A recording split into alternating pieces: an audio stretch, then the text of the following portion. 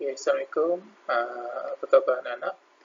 Okay, selamat berjumpa lagi bersama cikgu di dalam dunia matematik. Jom belajar matematik bersama Cikgu Syam.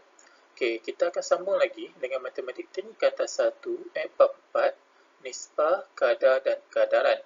Okay, so kali ini kita akan pergi kepada 4.4, nisbah, kadar dan kadaran. Kita gabung tiga-tiga. Okey, so yang pertama, okey, bagaimanakah anda menentukan nisbah tiga kuantiti apabila dua atau lebih nisbah dua kuantiti diberi? Okey. Standard pembelajaran menentukan nisbah tiga kuantiti apabila dua atau lebih nisbah dua kuantiti diberi. Lihat Okey, contoh 9. Jika P nisbah P kepada Q sama dengan nisbah 7 kepada 3 dan nisbah Q kepada R adalah sama dengan nisbah 3 kepada 5, cari nisbah P kepada Q kepada R. Okey, kita lihat. Okey, penyelesaian nisbah P kepada Q 7 kepada nisbah 7 kepada 3 Manakala Q nisbah Q kepada R sama dengan 3 nisbah 3 kepada 5. Okey, cuba kita tengok nisbah dia. Ada tak nombor yang sama? Ada kan? Iaitu 7 dengan 3. Okey, 7 dengan 3. Okey, jadi kita tengok 7 ni refer kepada siapa? P kan? Q refer kepada siapa? 3. Okey, sini Q refer kepada 3 juga. R refer kepada 5. Jadi nilai Q ni sama kan? Q3, sini pun Q3. Jadi kita boleh cantum je lah. Kita tak perlu buat apa-apa, kita cantum je. Nisbah P kepada Q kepada R. Okey, P tadi apa? 7 kan? Okey, 7. Q tadi apa? 3 kan? Sini pun Q3. So, letak 3. Manakala R adalah 5. Jadi, nisbah P kepada Q kepada R adalah sama dengan nisbah 7 kepada 3 kepada 5. Yang ini contoh yang direct je. Kita tak perlu buat apa-apa. Kita just cantum saja. Okey, kita lihat contoh lain. Baik, contoh 10. Okey, di sudut bacaan kelas 1 jujur, nisbah bilangan buku cerita kepada bilangan buku rujukan ialah nisbah 2 kepada 5. Nisbah bilangan buku rujukan kepada bilangan majalah ialah nisbah 3 kepada 2. Cari nisbah bilangan buku cerita kepada bilangan buku rujukan kepada bilangan majalah. Kita lihat penyelesaian dia. Okey, katakan kita letak huruf lah untuk mewakili bagi setiap jenis buku tu. Okey, X adalah buku cerita, Y bilangan buku rujukan dan Z bilangan majalah. Okey, jadi yang pertama tadi dia kata buku cerita kepada buku rujukan kan. Buku cerita apa? X, buku rujukan Y. Jadi nisbah X kepada Y adalah nisbah 2 kepada 5. Okey, itu yang pertama. Kemudian buku rujukan kepada majalah buku rujukan kepada majalah Y kepada Z. So nisbah Y kepada Z adalah 3, nisbah 3 kepada 2. Sekarang kita tengok X 2, sini Y 5, sini Y 3, Z 2. Jadi yang sama dia Y lah. Sini ada Y, sini pun ada Y. Tapi nilai dia tak sama kan. Sini Y dia 5, sini Y dia 3. So tak sama. Jadi anak-anak kita kena samakan Y dulu. Kenapa samakan Y? Sebab sini ada Y, sini ada Y. Sini ada X tapi sini tak ada X. Sini ada Z, sini tak ada Z. Jadi Y tu yang kita kena samakan dulu Caranya apa? Tukarkan nilai Y dalam kedua-dua nisbah kepada satu nombor yang sama dengan menentukan GSTK. Kita guna GSTK bagi 5 dan 3. Jadi sini 5 nilai Y, sini 3 nilai Y, jadi GSTK dia 15 Jadi bermaksud sini kan 5 nak jadi 15 darab berapa? Darab 3. Jadi sebelah dia pun kena darab 3. Sama 2 darab 3. Okey, so dapat 6, nisbah 6 kepada 15. Okey, sini pula. Y 3 nak jadi 15 tadi kan sebab GSTK dia 15. So 3 kena darab 5. Jadi 2 sebelah sini pun kena darab 5. Jadi 15, 10. Cuba tengok. Sekarang Y 15, sini pun Y dah 15. Dia dah macam contoh 9 tadi kan. Jadi sekarang bila dah sama, kita boleh cantumkanlah nisbah X kepada Y kepada Z. So X adalah 6, Y 15 dan Z 10. So nisbah 6 kepada 15 kepada 10. So ini adalah nisbah bilangan buku cerita kepada bilangan buku rujukan kepada bilangan majalah. Boleh? Okey. Boleh tak kecilkan lagi kecilkan lagi. Ya. Tak boleh sebab kan okey 6 15 10 ni apa GSTK dia? Bukanlah GSTK, maksudnya faktor sepenuhnya terbesar dia. Okey, so memang dah tak ada faktor dah kan. Nak bagi 3, okey sini boleh bagi 3, boleh bagi 3, 10 tak boleh bagi 3. Nak bagi 2 dan 6 dengan 10 boleh bagi 2 tapi 15 tak boleh. So ini memang yang paling kecil nisbah yang paling terkecil sekali. Okey, boleh ya? Baik. Okey, latih diri 4.4a ada 1 dan 2 soalan. Okey. Mari kita buat bersama-sama. Okey, nombor 1. Harap-harap pad cikgu okey ya. Okey. P nisbah P kepada Q sama dengan 2 nisbah 2 kepada 9. Okey, sebaik-baiknya cikgu tulis yang sama lah ya. Q kepada R. Q kepada R. Okey, so sama dengan 9 nisbah 7. Okey. Kalau cikgu kan cikgu buat macam ni cikgu tulis P. Okey. Q R. Okey, yang pertama P kepada Q. So 2 9 kan. Yang kedua Q kepada R 9 7. Nampak tak? Jadi sekarang cuba tengok apa yang sama. Sini kan. Dia dah sama dah 9 dah. Jadi kita hanya ambil, kita turunkan saja 2 nisbah 2 kepada sini sama kan 9.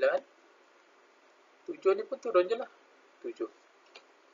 Jadi ini jawapan dia nisbah 2 kepada 9 kepada 7. Boleh.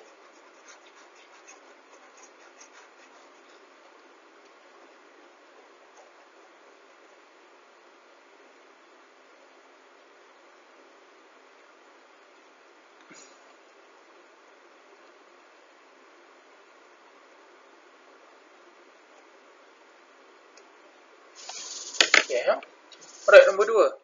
Sejumlah wang wang derma dibahagikan kepada 3 buah rumah amal PQR. Okey. Nak senang cikgu buat macam tadi. Okey, nombor 2 Cikgu tulis P Q R. Okey. Tengok Okey, yang pertama dia kata nisbah wang derma yang diterima rumah amal P kepada rumah amal Q 2 3. So P 2 Q 3. Okey. Kemudian dia kata nisbah wang derma yang terima rumah amal Q kepada R. Q kepada R 41. So kita tulis kat bawah dia. 41. Sekarang kita tengok yang sama apa? Q kan? Tapi sama tak dua-dua dia? Tak sama kan? 3 dengan 4. Jadi macam tadilah kita cari dia punya GSTK. So 12 kan? Alright. Jadi yang atas ni. Okey.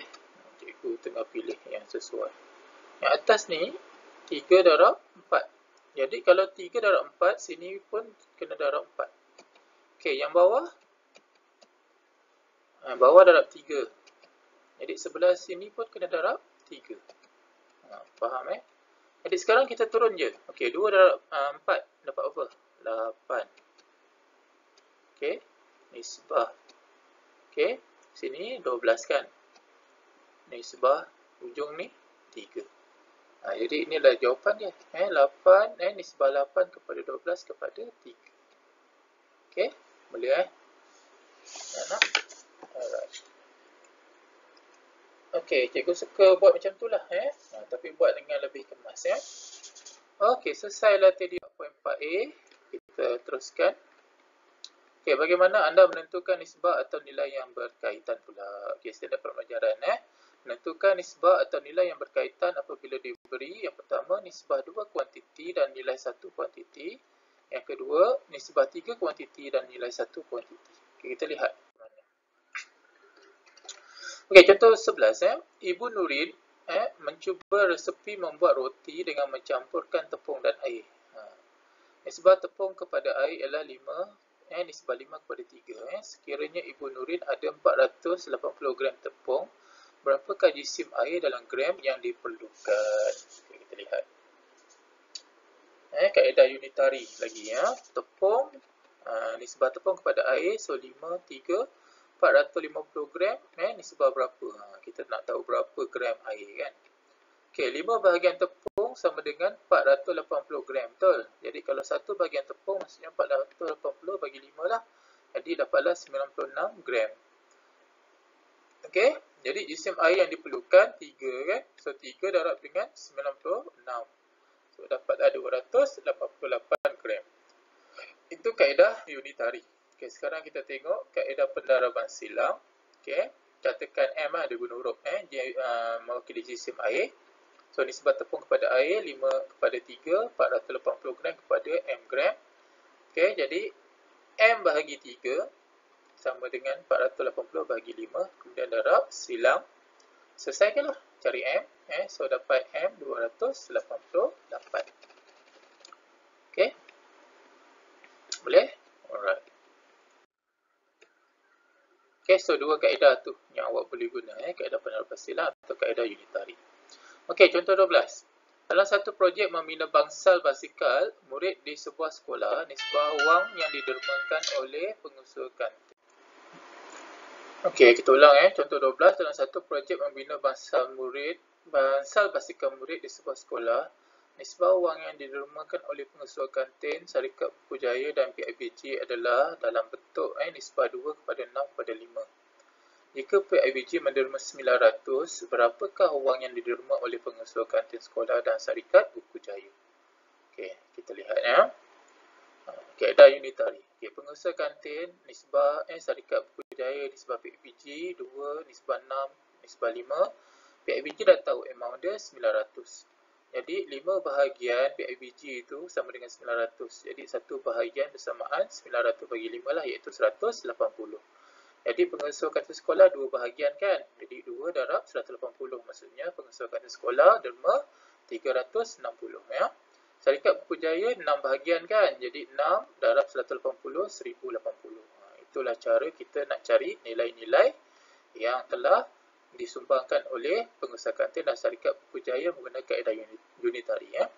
Cuba ni dia kata guna kaedah pendaraban silang untuk menyelesaikan contoh 12. Cuba. Ya, dapat ke tidak? Okey, next kita lihat contoh seterusnya, contoh 13. Okey, saya ada P kepada Q, Q kepada R kepada S kan. R kepada S dah tahu 2 cm. Okey, so dawai dengan panjang 12. Panjang dia semua 12. Dibahagikan kepada 3 bahagian. Diberi nisbah PQ kepada QR 3 kepada 2, RS 2. Tentukan nisbah PQ kepada QR kepada RS. Okey, kita lihat macam mana. Okey, PR. Okey, PR sama dengan 12 tolak 2 sebab panjang PS adalah 12. So, tolak dengan RS ni, so dapat RS tu 2 kan. So, panjang PR 10 lah. Jadi, jumlah nisbah PQ dan QR 3 tambah 2 dapat 5. Ni kan nisbah dia. PQ kepada QR 3, 2. Jadi, jumlah semua bahagian dia 3 tambah 2 lah. So, dapat 5 kan. Jadi 5 bahagian sama dengan 10 cm. Panjang PR tadi 10. So 1 bahagian maksudnya 10 bagi 5 lah dapat 2 cm kan. Jadi kalau kita nak tahu PQ. PQ berapa bahagian? 3 kan. So 3 darab 2 dapat 6. QR berapa bahagian?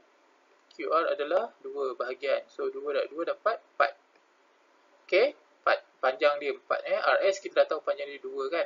So nisbah PQ kepada QR kepada RS, kita ambil panjang dia lah 6 kepada 4 kepada 2.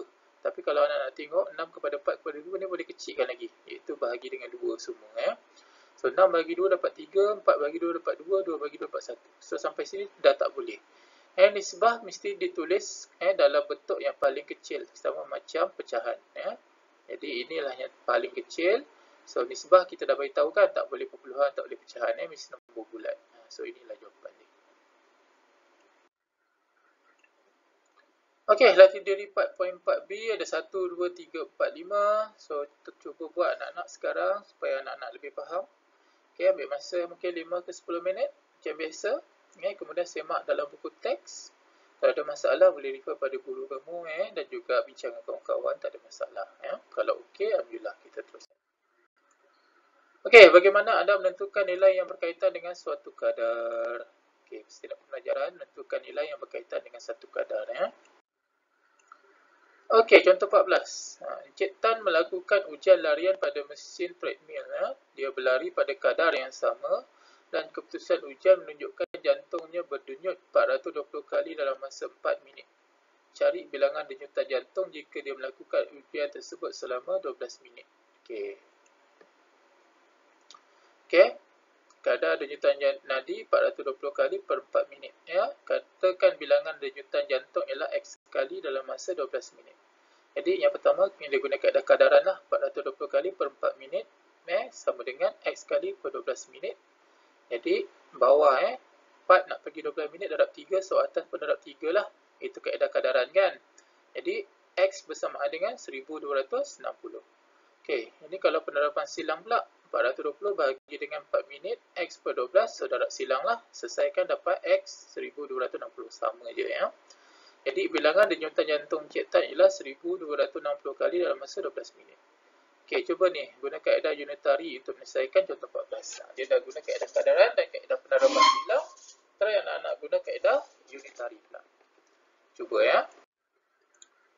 Okey, tahukah anda dalam situasi sebenar kadar denyutan jantung per minit adalah tidak tetap. Ini adalah kerana kadar denyutan jantung berubah mengikut keadaan seseorang pada masa yang berlainan.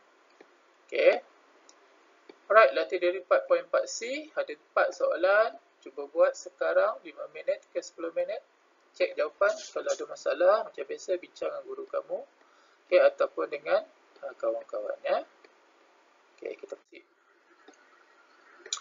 Okey, bagaimana anda menyelesaikan masalah dalam bentuk ayat lah ya. Standard pembelajaran, menyelesaikan masalah yang melibatkan nisbah, kadar dan kadaran termasuk membuat anggaran.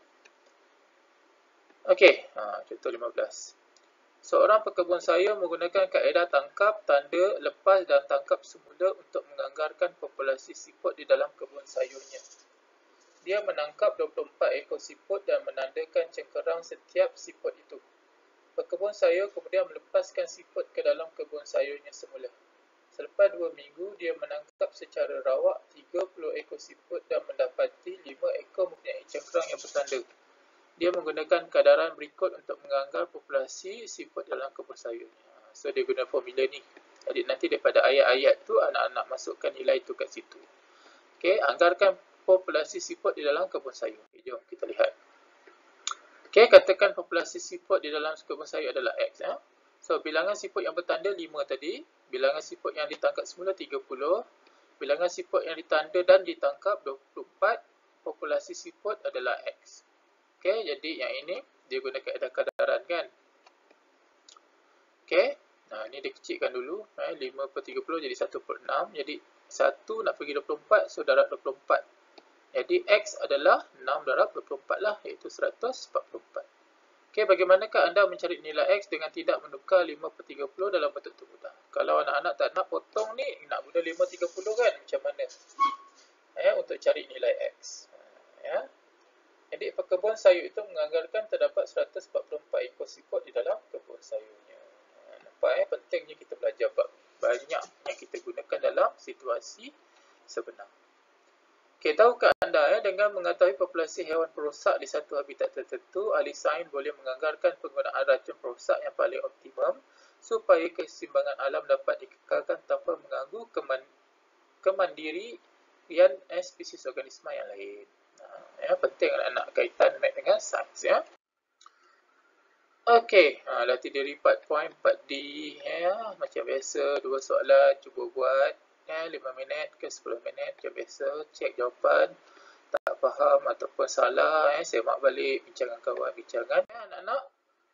Mahir diri 4.4 ni kena hantarlah ni di dalam buat dalam buku tulis, hantar nanti bila naik sekolah bulan 4 ya.